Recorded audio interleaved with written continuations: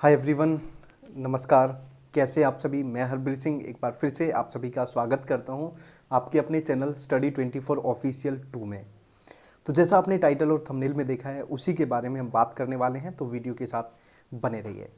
और अगर आप DSSB के किसी भी एग्ज़ाम की प्रिपरेशन कर रहे हैं तो ओनली 300 रुपीज़ की मंथली फ़ीस के राउंड में हमारी एक्सपर्ट टीम आप लोगों के लिए notes, previous years question paper, mock test और सभी के लगभग नोट्स अवेलेबल हैं। तो आप आज ही दिए हुए नंबर पे व्हाट्सएप मैसेज करके ज़्यादा जानकारी ले सकते हैं। तो अभी जो मैं जानकारी आपको देने वाला हूँ, आप लोगों को पता है MCD PRT 16/17 जो कई साल पहले वैकेंसीज आई थी और काफ़ी समय हो गया है कैंडिडेट्स को ज्वाइन करे भी, मतलब ज्वाइनिंग भी हो चुकी है।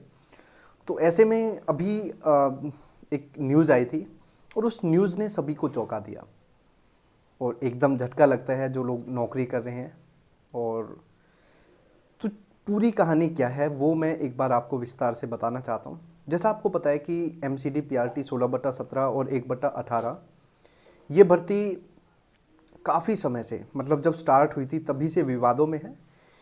और ये गलती किसी कैंडिडेट की नहीं है, बच्चों की गलती नहीं है। और बच्चों को तो देखो यार, कोई भी है, अगर मुझे कोई 50,000 की नौकरी मिली तो मुझे तो बड़ी खुशी होगी। अब उसमें हो सकता है कि कम ज़्यादा नंबर कुछ भी हो सकता है कि एक दो डिजर्विंग बाहर हों, उनकी जगह मैं लग गया हूँ।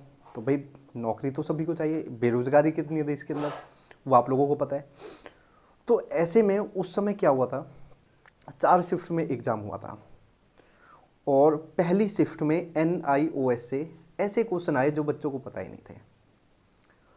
दूसरी शिफ्ट में वो पता चल गए, उनको फ़ायदा मिला। तीसरी शिफ्ट में और ज़्यादा पता चल गए, चौथी में सबसे ज़्यादा पता चल गए।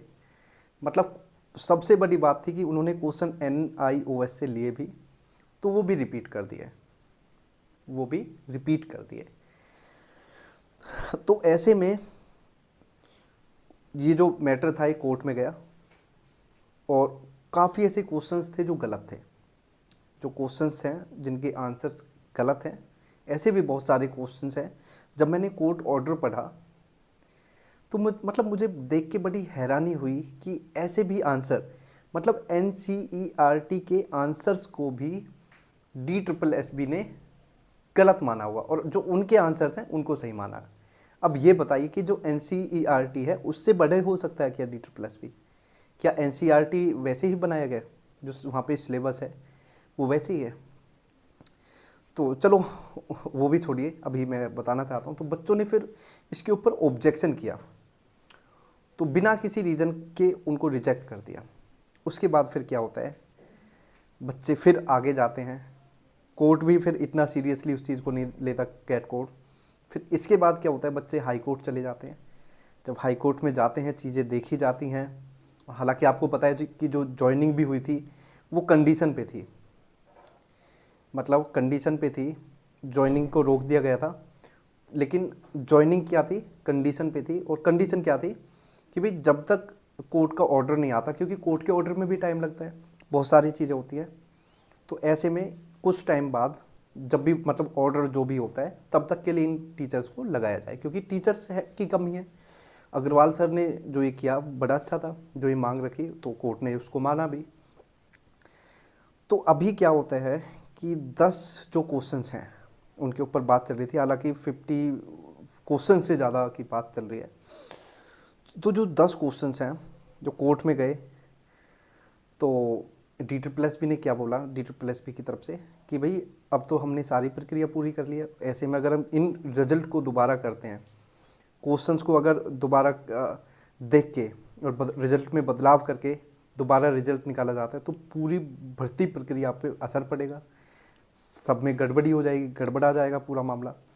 लेकिन कोर्ट ने कहा कि कुछ भी हो, आप लोगों को जो ये एक्सपर्ट टीम है इनको बैठा के, क्योंकि आप लोगों ने क्वेश्चन ही नहीं देखे, कोई जवाब ही नहीं दिया, और आप लोगों की अगर कोई एक्सपर्ट्स हैं तो उनको हमें बताइए, उनका नाम दीजिए, डिटेल दीजिए। लेकिन DSSB ने ऐसा किया नहीं।